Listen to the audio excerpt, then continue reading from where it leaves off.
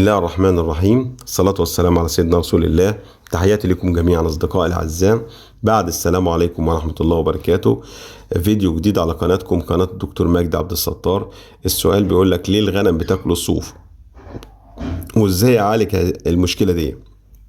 لو انت دخلت على القطيع الغنم بتاعك ولقيت الغنم بتاكل صوف بعضيها او بتبلع الصوف، ده معناه ايه؟ ده معناه ان الغنم بتاعتك عندها نقص عناصر، نقص املاح معدنيه.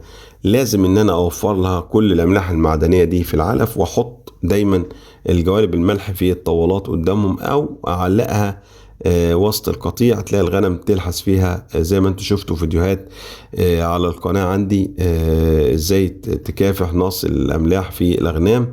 فلازم احط قالب ملح واحط املاح معدنية على العلف، واتاكد ان هم مش زهقانين بسبب الزحام، ما يبقاش في ضغط زحمة جامد عشان خاطر ما يضطروش ان هم ياكلوا الصوف من بعض.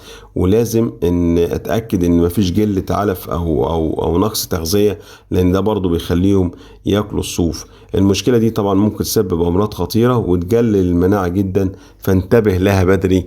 يا رب ان شاء الله بنقول نفتح لكم مواضيع مهمة واخطاء ممكن تقع فيها من غير انت ما تدرى. يا رب ان شاء الله تحاول تتخطى هذه الاخطاء.